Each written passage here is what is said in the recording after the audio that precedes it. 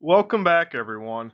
I want to try something new because I think that I've stumbled upon a thread on X that is just a wonderful explanation of the standard model Lagrangian and just a great source of information. And I think it's worth diving into seeing how some of the things we talk about in textbooks come to fruition later in theories. And this thread by Hassaan just blew me away and blew several others away. So I think it's worth diving into A, how he constructs everything in his write ups, and B, some of the ramifications that we love to study later. And this thread by Hassan was about how to construct the standard model Lagrangian. And what we end up seeing is how we get the mass terms on the bosons, the W plus minus, the Z, and a lot of other fun stuff that we get to see how the workings of Griffiths E&M and Griffiths quantum mechanics come together. And we get to see why we're studying these things now because you're definitely going to need them later. And, again, all credit here to Hassan. He does a great job of writing this up. I can't imagine how much time he spent studying and formulating how to write these things out. But because he did such a good job, I think it's worth diving into. And as he says here in the first post, this is a post to describe how we construct the standard model Lagrangian and generate the masses for gauge bosons and fermions. I will assume basic familiarity with QFT, Lagrangians, gauge transformations, and gauge groups like U1 and SU2.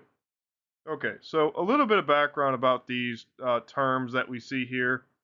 We've seen gauge transformations back in chapter 11 or chapter 10 in Griffiths E&M.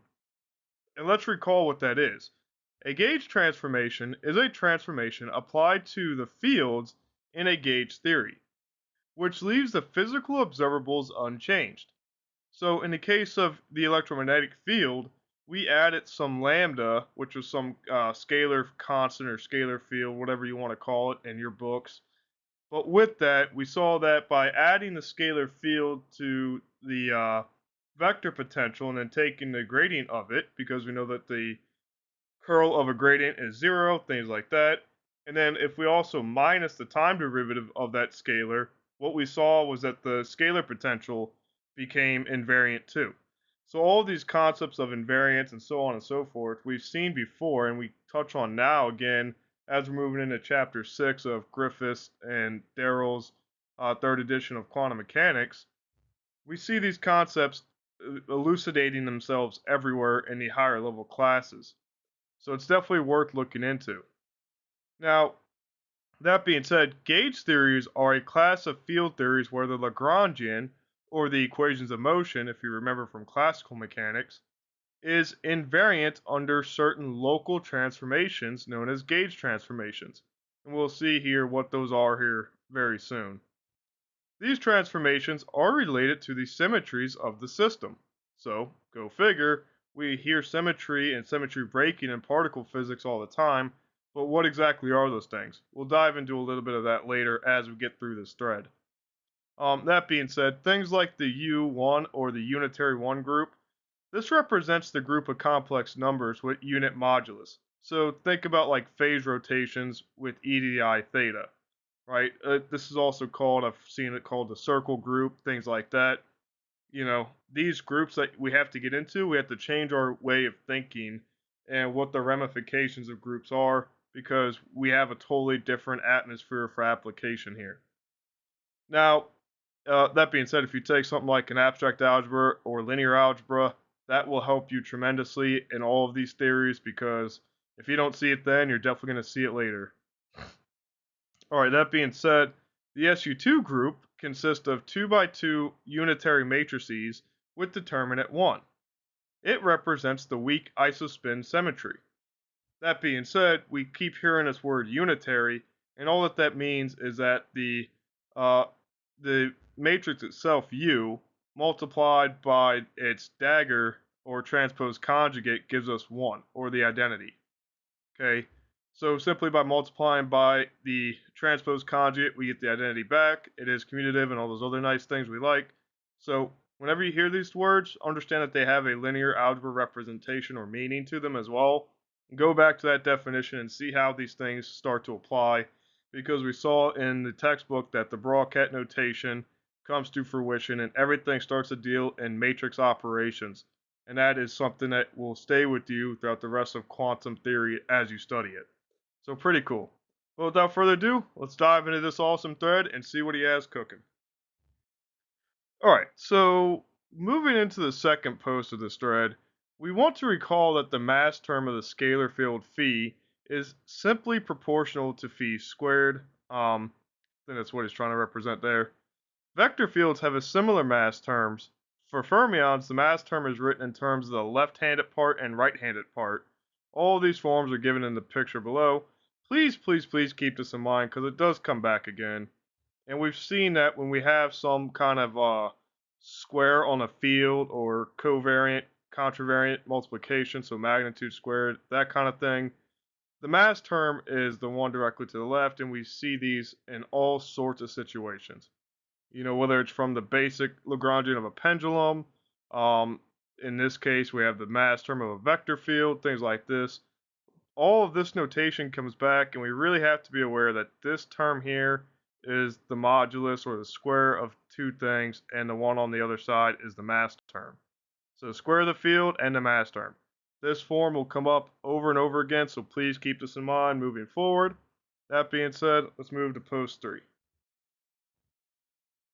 Alright, so then he says also to recall that in gauge theories, we can't add explicit mass terms in the Lagrangian because these terms violate gauge invariance of the action. Again, action should be gauge invariant. We start by describing what the Higgs mechanism is. Higgs mechanism is a mechanism where we generate, keep this word in mind, generate, mass terms for the gauge bosons without explicitly adding mass terms for the gauge bosons in the Lagrangian. Okay, remember that the concept of being gauge invariant, gauge transformations, things like that, we want the observables to remain unchanged, but by adding these in, we can kind of manipulate certain aspects of the math. In the case of E and M, we could control the divergence with it. So keep that in mind moving forward. But generators, we will talk about very soon in Chapter 6 of Griffiths and Darrell, and we'll see how those forms keep representations moving forward. That being said, we do this by introducing a scalar field called the Higgs field in the Lagrangian and giving it a vacuum expectation value, or VEV. It means that if we calculate the average value of the field in the vacuum state, it won't be zero. Okay, now we saw in quantum mechanics what the expectation value is, so we can use that application here as well. And now we get to move on to what this actually is. So let's check it out. So instead, it is a number that we call V, and we set it up such that the minimum at some non-zero phi. Okay, so you probably have seen this Higgs potential before, not really in this kind of 2D perspective, but I've seen 3D images going around quite a bit, and we see that we could set the expectation value at some other point other than zero, but what this does is you now have minima at plus or minus V. Okay, so that's pretty cool. That being said, the scalar potential takes the form of lambda over 4, where you have phi squared minus v squared squared. So here, as stated by Hassaan, this v is the VEV of phi, what they set to, because we can set the minima. So pretty cool. Now, the picture I'm talking about that I've seen a lot of is this three-dimensional one, where we see that if we're graphing this in 3D with the real and imaginary parts, we see that we have this kind of weird like hole coming up, and that will be nice to know here soon when we talk about symmetry breaking, so keep this picture in mind. But without further ado, let's move on to post 7. Alright, so with this, he says, please note that only scalar fields can have non-zero vacuum expectation values. If any other field, example given, a vector field, has a non-zero vacuum expectation value, it won't be invariant under Lorentz transformations, which of course would be a problem. Again, we keep harping on this concept of invariant, and it's very important to us. So keep that in mind whenever you're looking at how things add together or things don't add together. We have to look at one space and the transformation space, and that the physical observables in both of them have to be the same. It can't be changed. All right, moving forward then. So we start with the case when the gauge group is abelian. Now, this is a big word in group theory, and all abelian means is that the group in which the group operation is commutative.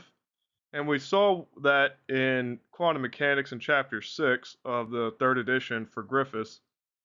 We saw that if when we're dealing with commutative things, like if the commutator equaled 0, that led to a symmetry. Again, we'll cover that in chapter 6 here briefly, but keep this in mind. Abelian is nice. It has all the properties we want to deal with. Commutativity gives us a certain freedom there, but that being said, it restricts the amount of groups that we can have. Not so. Just be aware. Group theory. Go take an abstract algebra class. It will help you, and you will see these words and be able to understand them.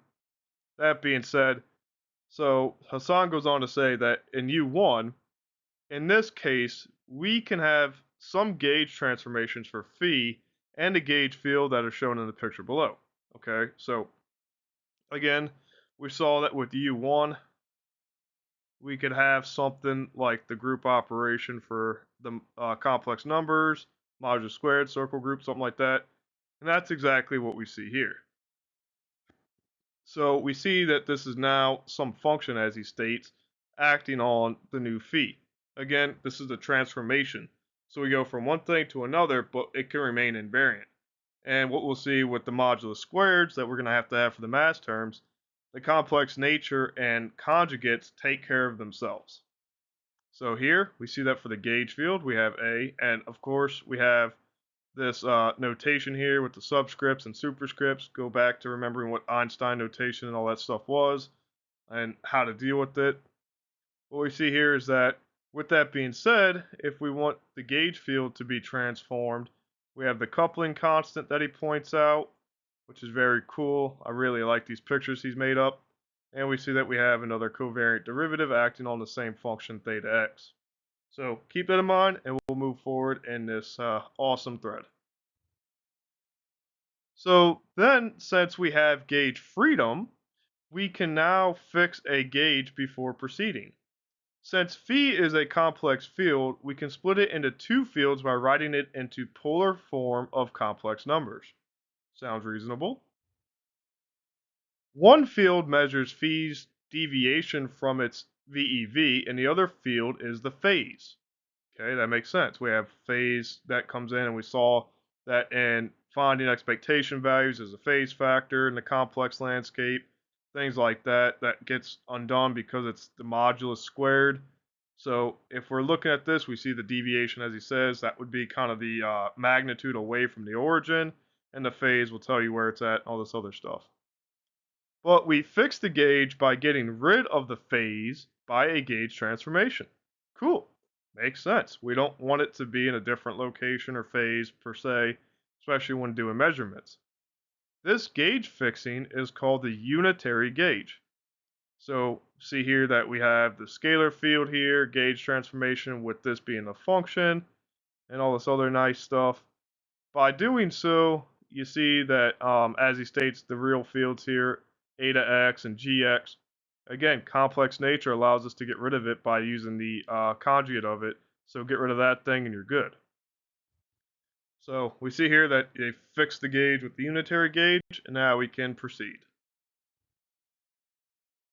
Now, the term in the Lagrangian that represents the interaction between phi and AU, which again, scalar and vector, is the modulus squared of the covariant derivative of phi.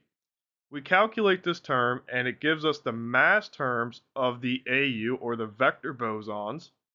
So the covariant, the covariant derivative and mass terms. You see how we have the covariant derivative here acting on the field. This is what it looks like right now with the gauge fix, all that other stuff.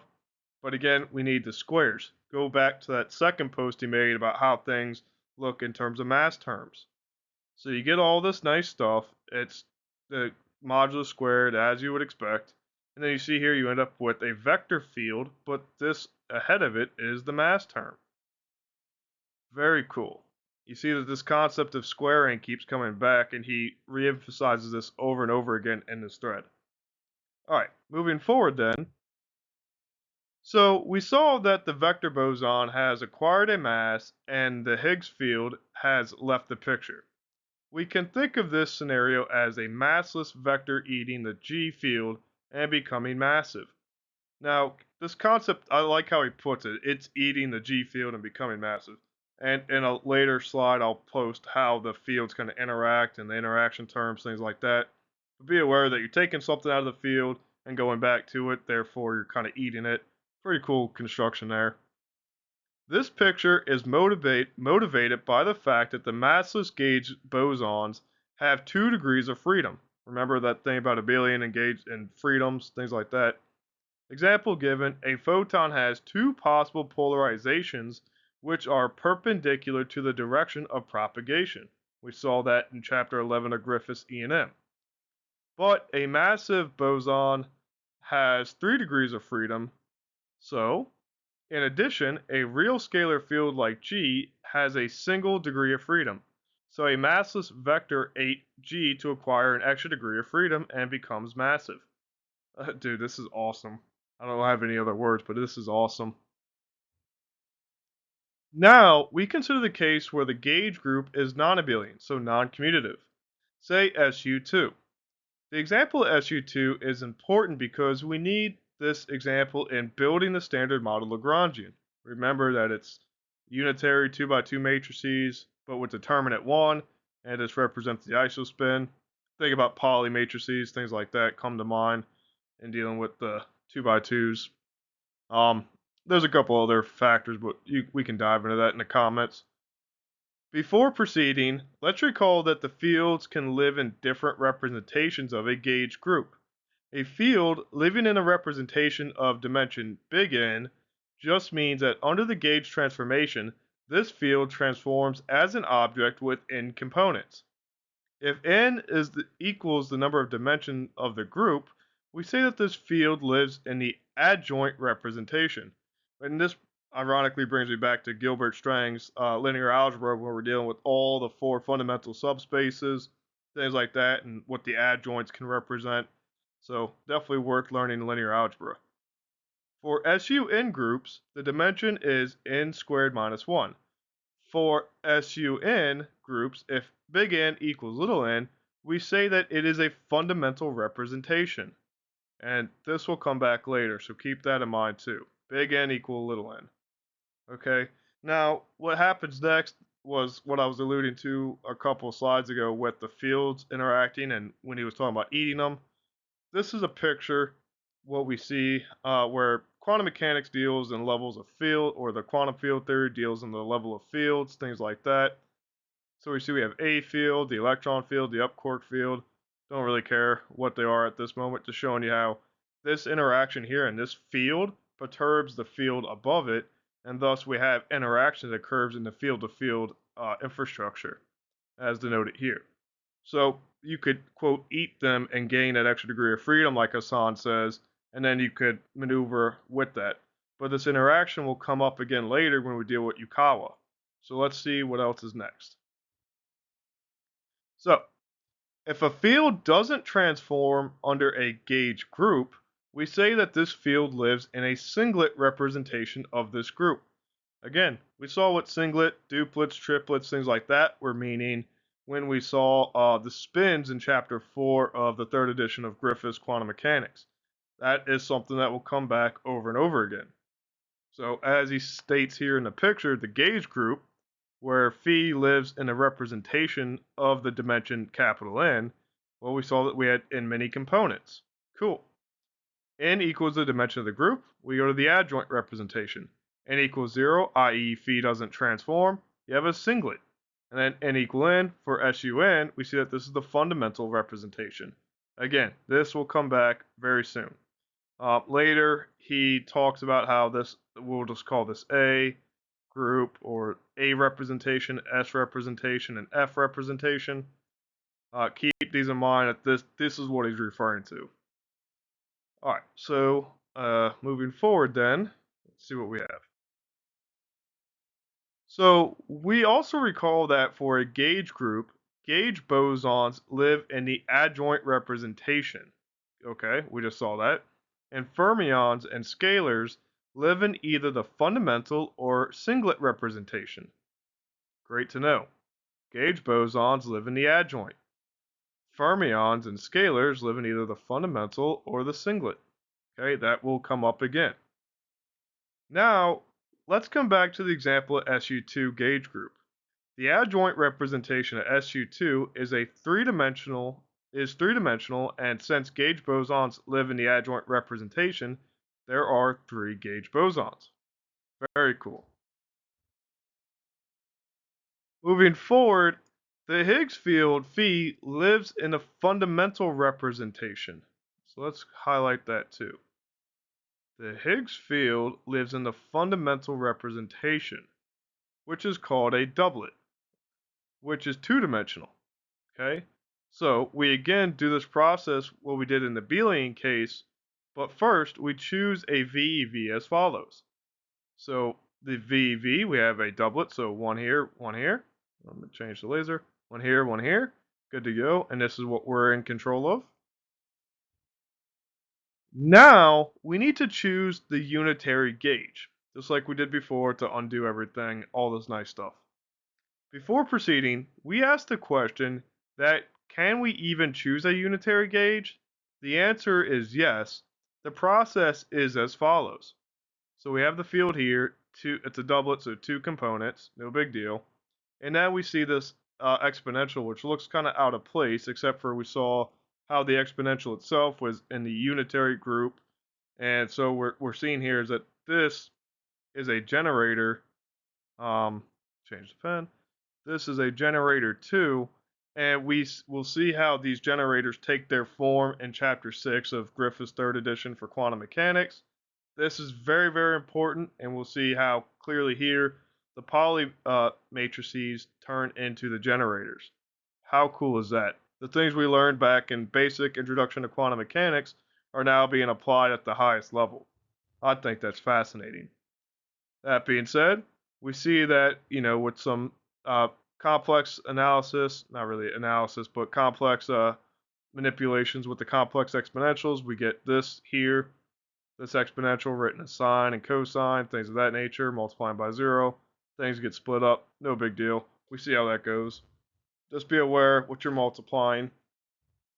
And he says we can write phi1, phi2, phi3, phi4 in terms of eta, n, and g's. All right, cool there. To write the last line, we can use the identity. So clearly we need to expand this out, use this identity, and then if you're careful and you probably saw this in a differential equation class where you're taking exponents of matrices, things like that. They do help in solving systems like that. You get to see how this thing kind of works out. And we see that g squared is equal to this, kind of what we saw back in the Electrodynamics introduction book with how these summations work. So just be aware. There's a lot of notation, and it gets very hefty very fast. Go back to the principles of the math that you've seen before, and then let it guide you to where you can see what's going on here.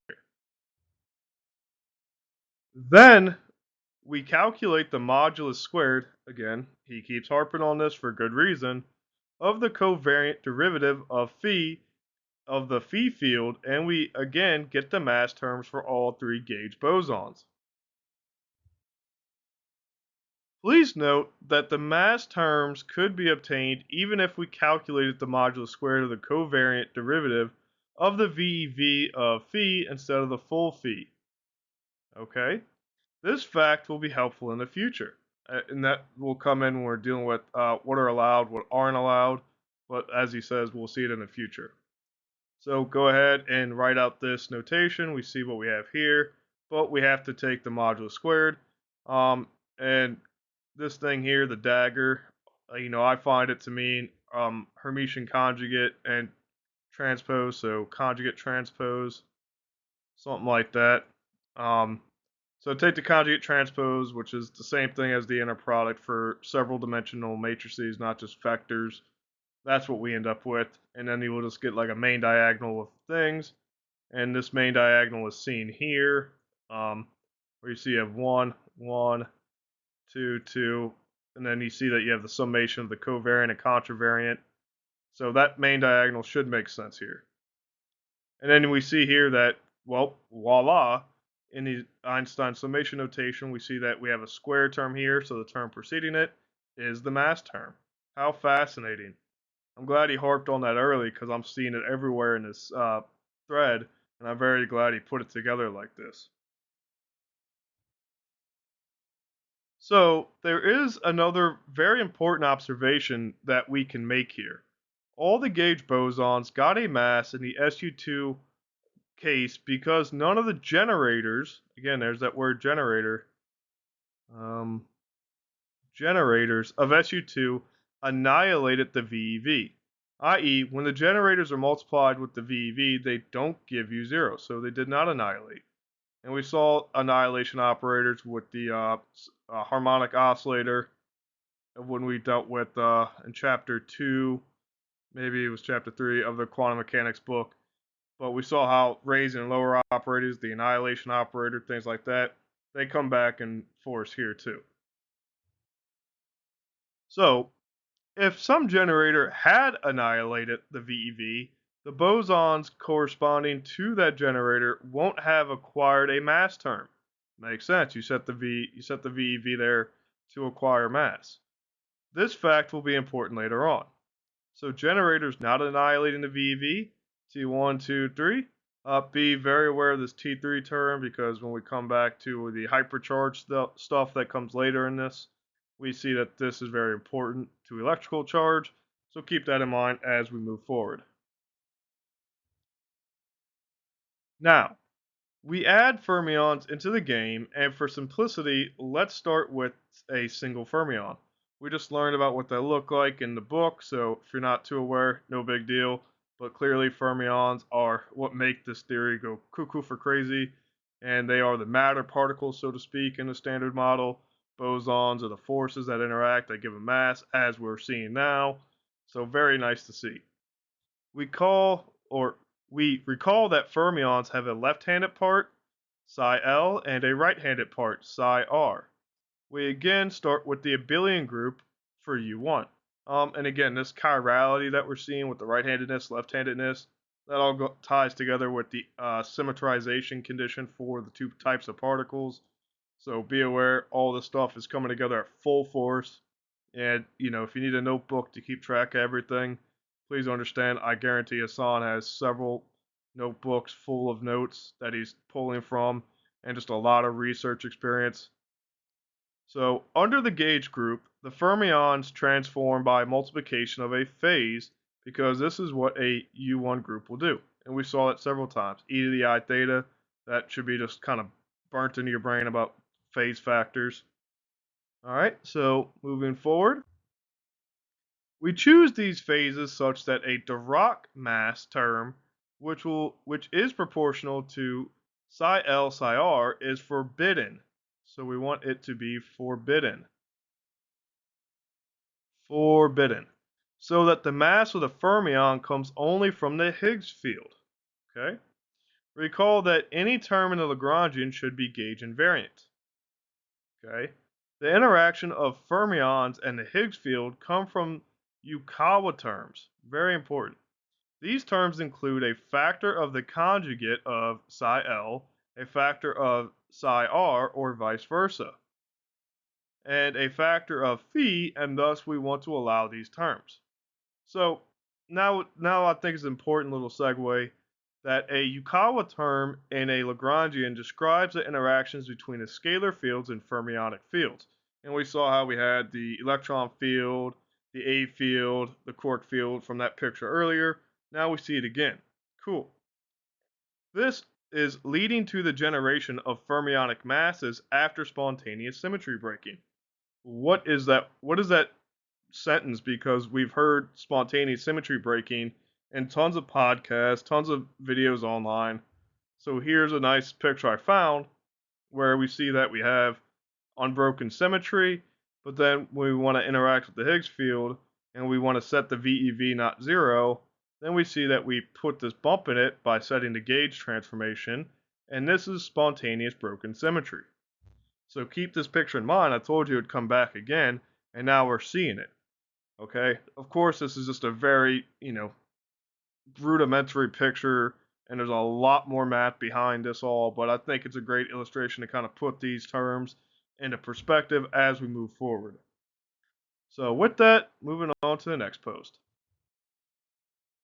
So these requirements dictate that the phases by which the fermions and the Higgs fields transform. Okay, so transformations of fermions and Higgs for U1 gauge group. We see that we get the generator with the exponential here, here, and just the scalar field here. No big deal. Alpha x is some function as described. We see that the Dirac mass terms are forbidden because they aren't gauge invariant. 𝐬𝐞𝐨 terms are allowed because they are gauge invariant. So we see here that we have the conjugates here, as expected, with the gauge transformations on them. And we see that we end up with some kind of conjugate base here, and this just makes sure that the Lagrangian stays real. No big deal in the totality of things, because I think we studied that enough in classical mechanics, why that's needed, but be aware it happens. Be very okay with the fact that conjugates need to be in all of these things. So moving forward then, we see then we can again choose the unitary gauge and write down the Lagrangian with the 𝐬𝐞𝐨 terms included. This gives us the Dirac mass term for the fermion. So Dirac mass terms, you see that the Lagrangian with the 𝐬𝐞𝐨 terms is all these conjugates that bar for the Dirac mass, the coupling constant that makes this anti-symmetrization style condition happen again, scalar field, very cool stuff. We see that we impose the unitary group. Okay, so this transforms everything like we want it. We're good there. We see this is where the Dirac mass terms pop up. Again, with the conjugates, cool there. Conjugates here. But now we're just dealing with the thing in and of itself, thing in and of itself. Now you see we're interacting with the field, coupling constant. Very, very cool. And just to keep this in mind, the Dirac mass term describes the mass of Dirac fermions in a Lorentz invariant manner. It couples the left-hand side and the right-hand side components of the fermionic field. And that's what we see here. Right hand, left hand, right hand, with the conjugates appropriately. How cool is that? So now we consider the case of the non-abelian gauge group, i.e. SU2.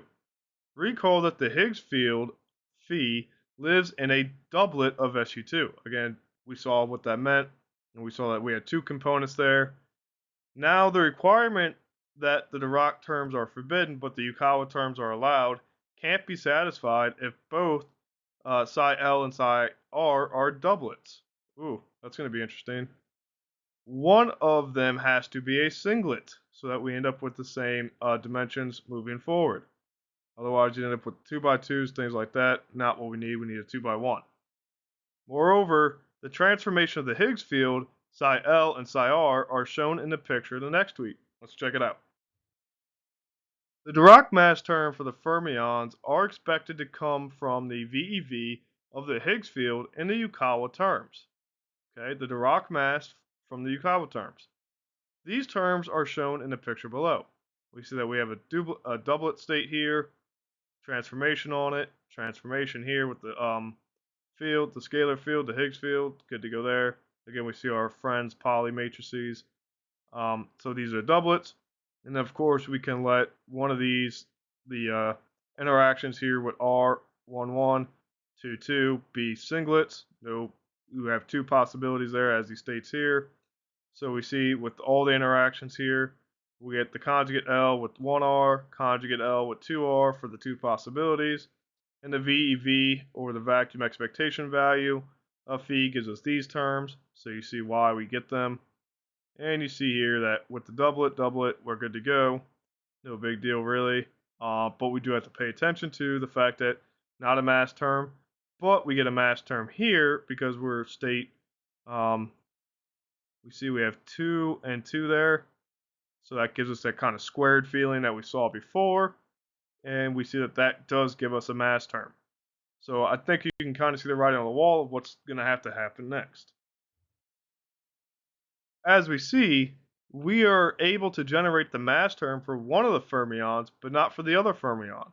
To generate the other mass term, we need to include another kind of Yukawa term, which is still invariant under SU2 gauge transformations.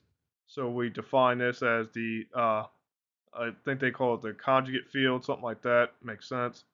Who's VV? What we do is switch the position here. Instead of 0V, we have V0. And then we do the same kind of concept that we just saw previously. L1R conjugate, L2R conjugate, and that invariance can be checked by using this identity. I don't remember the name of this, but definitely worth keeping that in the notebook. Cool enough. And then we see that the first Yukawa term gives us this, and we see that we get, again, the 1, 1, so that gives us that square feeling, and hence the mass term for the psi1 of everything. So pretty cool. Awesome construction so far. Now, we still have to construct the standard model Lagrangian. The gauge group of the standard model consists of three gauge groups called SU3, SU2, and SU2 and U1. Makes sense? And what we'll see in the next slide is very critical. And if you ever see a book about it, understand this is tying together a lot of pieces, and it's just going to be a brain melt of fun. So be prepared because it is definitely going to blow your mind, as it did mine. And let's check it out. So SU3 part describes strong interactions, and the SU2 and U1 groups collectively describe the weak interactions and electromagnetism. SU2 with weak, electromagnetism with U1. We saw that with like the polarization of light that he gave us, and SU2 with the Pauli spin matrices. We saw that before. Kind of starting to make sense here why they put these things together.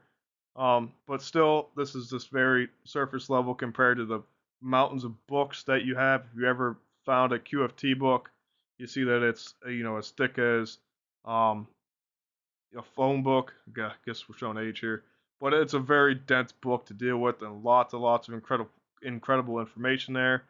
So what we see here is that the standard model gauge group, we have SU3 cross SU2 cross U1. So the strong interaction, collectively weak and electromagnetic interactions. Okay, but the C here means color. The left here will be explained, L meaning left, that goes back to chirality. And then Y is the hypercharge that we just saw, or not that we just saw, but that we will see, but was mentioned earlier. So let's proceed because this thing is fascinating. So, what particles do we have in the standard mode? We have right-handed leptons, i.e. electrons, muons, and tau. We will denote them as L. Right-handed, we have +1 or +2/3 quarks, and right-handed -1/3 quarks. Okay, kind of makes sense. Let's move forward then. For the positive 2/3 quarks are quarks with the electrical charge of 2/3 and units of charge of the proton, which include up, charm, and top quarks. Okay, so all different characteristics. We will denote all of these quarks as U, whereas the -1/3 quarks are down, strange, and bottom, and we denote them all as D. So clearly here, right-handed leptons and quarks, LR, UR, and DR. So the -1/3, the positive 2/3, and again, you had one of these and two of these, you get a neutral neutron. If you add two of these, one of these, you get the +1 that you need. So everything's working out as we would expect. Now, as he states here, remember that all of them are SU2 singlets. Pretty cool. So we also have left-handed lepton doublets and quark doublets. In the lepton doublet, we have a left-handed neutrino and a left-handed lepton. We denote them as E. Okay, and if you've ever seen that standard model picture, you kind of see how the notations for leptons and neutrinos, things like that, are kind of easy to read off the chart. I should have put a picture here, but we'll get that next time. In the quark doublets, we have left-handed up quarks or U quarks and a corresponding left-handed d-quark, i.e. with up with down, charm with strange, and top with bottom. Makes sense? Kind of pairing that we have. So left-handed leptons and quarks, left-handed neutrino, left-handed lepton. We have a left-handed 2/3 quark, and we have a left-handed negative 1/3 quark. So just remember, all this notation is dense. As cute as the standard model Lagrangian looks, it is like pages of pages of pages of expansions whenever you write everything out. But moving forward, we see, lastly, we have gauge bosons for SU3. They are called gluons, denoted as Ga sub mu. And there are eight in number, and thus A runs from 1 to 8. Gauge bosons for SU2 that we denote as W up or superscript I subscript mu, and they are 3 in number, and thus I runs from 1 to 3. And one gauge boson for U1 denoted as B mu. And what we see here is that whenever you start digging into it a little bit, which I think he mentions later, the 8 here, we see that there are 8 generators that make this happen, and these are referred to as the Gell-Mann matrices. So if you do a quick search of those, you'll see Gell-Mann, the quark master, had a bunch of these, and they all follow the same SU3 unitary protocol, again with the determinants and tracelessness, things like that, all back to what it means to be special unitary. So go look them up, they're pretty cool. Definitely need to keep them handy. The Higgs field is again a doublet of SU2, but a singlet of SU3. Okay? So our gauge bosons collectively come to bosons of SU3, bosons of SU2, and bosons of U1Y. Remember, all of them live in the adjoint representation of their gauge group. Okay? Remember, that came back to what we needed to for the number and dimensions that he mentioned earlier. How do all of these fields transform under the hypercharged U1 group? The field transformed by a phase of e to the I y alpha x divided by 2, where y is the hypercharge of the field, which has a cute formula for it up soon. I will call these transformations U1 transformations. These hypercharges are chosen very carefully to provide the right theory, and hence some selection criteria that he will cover soon. Y is related to the electrical charge to the electrical and another quantity called T3. Remember when we were talking about that way earlier? And this is also called isospin. If a field is an SU2 singlet, then T3 equals 0. We saw that earlier. We didn't have any spot there for it to exist. But if the field is in an SU2 doublet, then T3 equals 1/2 if it's in the upper entry and minus 1/2 if it's in the lower entry. Again, we saw that written out earlier, and he will revisit this soon. For example, left-handed neutrinos have T3 equal 1/2. Left-handed leptons have T3 equal negative 1/2. Go back to what he saw, or what he posted a couple slides ago. The right-handed leptons are singlets, and thus they have T3 equals 0. Now, Y equal 2 times Q minus T3, where Q is the electric charge. So let's see it come together. The formula is inspired by a similar formula for strong interactions called the Gell-Mann, I'm not even pretending to know how to pronounce that formula. So the formula for hypercharge, any field, we see the transformation here on chi, which he states here in purple, where the hypercharge clearly is y over 2, is then y over 2 equal q minus T3. So the SU2 isospin, the electrical charge, all pretty cool. And then clearly, by doing a little bit of algebra, you can solve for the electrical charge with this, thus leading to this table. Now we can calculate the hypercharges. We can now tabulate the hypercharges and the representations in which all these fields live.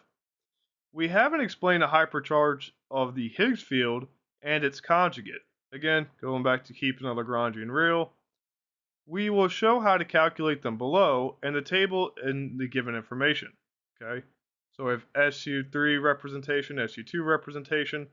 Go back to what he titled with the singlet, adjoint, and fundamentals with the dimensions that he had, right? So n equals 0, n equal big N, things like that. Go back to that post that he made, and we see that whatever field we have, the lepton, the quark, the down, so negative 1/3, all right-handed, neutrino, all these fun things come together now, and we see what type of representation to have, singlet, adjoint, fundamental, and that tells you what the T3 value would be, and all of these, so you can tell what the hypercharge will be. Very cool. And these hypercharges will tell you what is allowed, as he states next. Now, we can recall that to get the mass terms of the gauge bosons, we needed to calculate the modulus squared of the covariant derivatives of the VEV of the Higgs field, and to calculate the mass terms of the fermions, we need the 𝐬𝐞 terms. Okay? So, pretty cool there. Keep that in mind. Reiterating. Good stuff.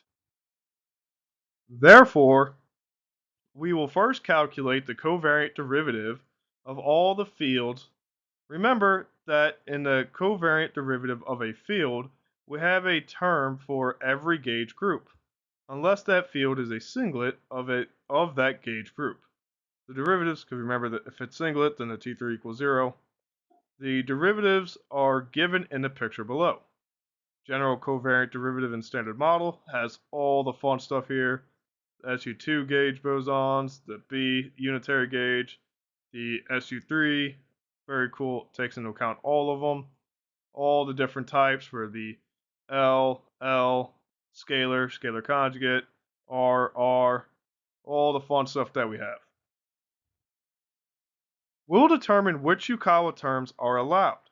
The main tool is the fact that the Lagrangian should be gauge invariant, and thus every term in the Lagrangian should have an overall hypercharge of 0.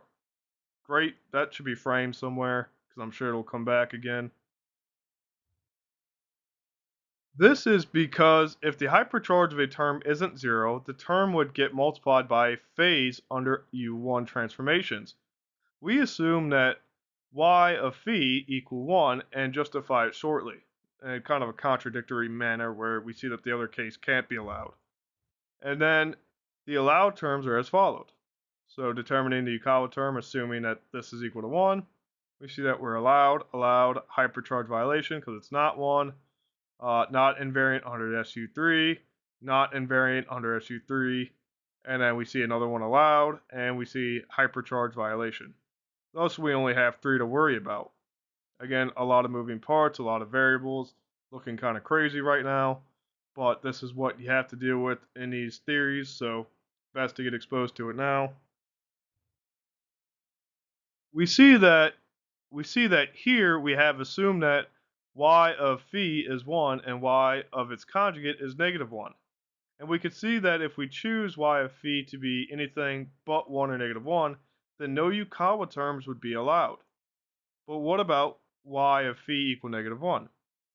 Recall that when we were demonstrating how to generate masses for SU2 fermions in the Higgs mechanism, the 𝐬𝐞 terms with phi is in the 𝐬𝐞 terms with phi in it generated the mass terms for psi squared and not for psi1.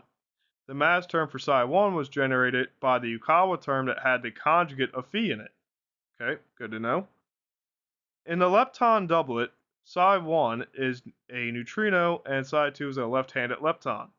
We don't want a mass term for the neutrino, but only for the lepton.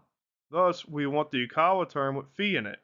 This forces us to take psi of phi equal 1 and not negative 1 because taking psi of phi equal negative 1 will forbid this 𝐬𝐞 term. So we kind of see that even if we tried to, it wouldn't be allowed. So great point by Hassaan.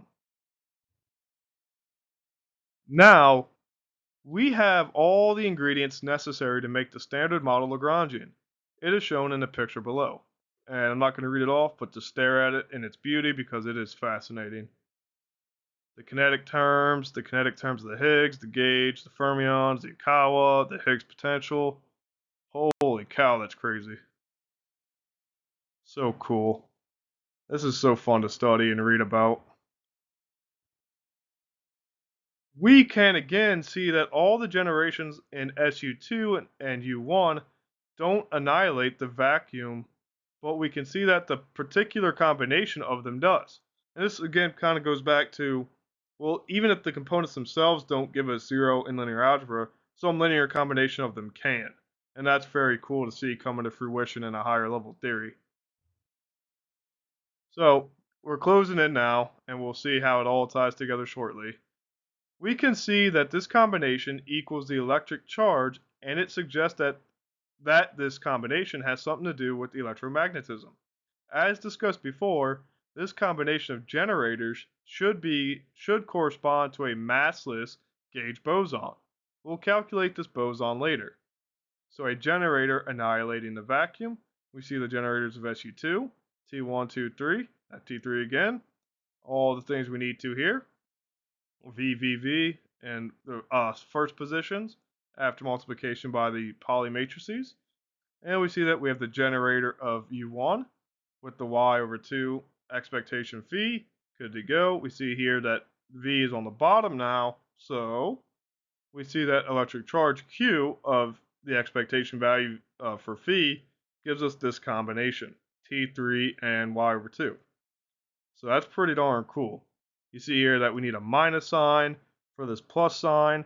This is imaginary, and this is a plus sign, so the only thing that will annihilate gives us minus 1/2 and plus 1/2. How cool is that? And you see that with the VV here, when we get to the 0 part there, then 0 times anything gives us this. So that's pretty darn cool. As always, we calculate the modulus squared of the covariant derivative of the VEV. For this purpose, we calculate the covariant derivative and its conjugate first. They are written in terms of the newly defined W plus and W minus bosons. So as we see here, we see this was the T3. We see this was when you multiply it through, you get all these fancy things here. Follow the math, and we get to where we define these new bosons, plus or minus summed over mu, something like that. And you see that pesky square root of 2 keeps coming back in our life. So closing in now, we see that the lower entry in the covariant derivative can be written in a more transparent form by defining an angle called the weak mixing angle, also called the Weinberg angle. This allows us to define a combination of W3 and B bosons as a new boson called the Z boson, and an orthogonal combination which we call the A boson. So the weak mixing angle here, add them together as you would. We have G over G prime, so we've seen tangent before. All the square roots that we deal with triangles, and we see that it gets mixed in with more math. Couple more math as we see Z mu with sine of the weak angle and all this other stuff with the orthogonal combination to lead to this. Pretty darn cool. This is still fascinating no matter how many times you see it.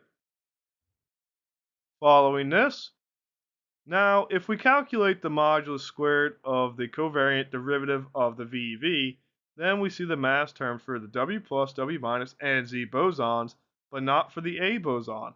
Convenient. It means that A boson is massless, and it has nothing but the photon of electromagnetism. Brain go boom.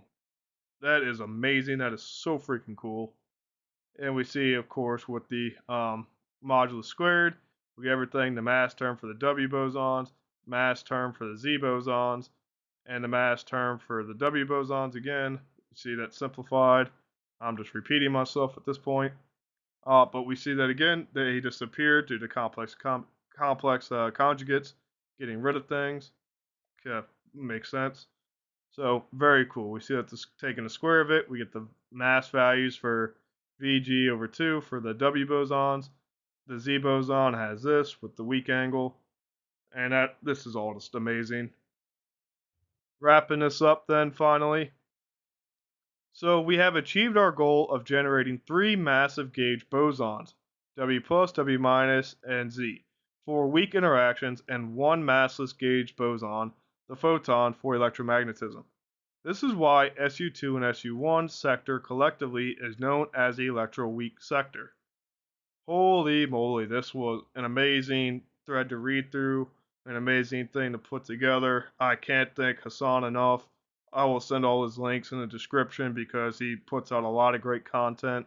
He puts a lot of work into this, even if you just look through his X or Twitter, whatever you want to call it. If you look through it, you see he posts frequently about this stuff, and it is just fascinating. Highly, highly recommend checking him out. I do believe he has a channel, which I'll also link below here on YouTube. But definitely give him a big thanks for this because this was a great exploration in physics. One of the cool things to tie together in kind of equal colloquial terms instead of the textbook jargon. Very, very cool. So again, send him a thank you. But this was a fun thing to look through. And this, again, I want to highlight how the things you're learning now, although they might not have the labels that are represented in other textbooks or that you'll see later, you are learning the basic building blocks of what this all will lead to in classes like quantum field theory, quantum electrodynamics, QED. All the stuff comes together in a nice package. And again, it looks cute, it is beautiful, but there's a lot of hidden stuff underneath it all. As you see here, he highlights how the generators of SU2, SU1, SU3, things like that, they come together very nicely. So, without further ado, keep studying, keep sending your curiosities and checking them out because you won't be disappointed. There's always something to learn and always something to get better at. And above all else, this stuff is just fascinating and cool to see come together. So, without further ado, I will see you at the next video. Later, guys.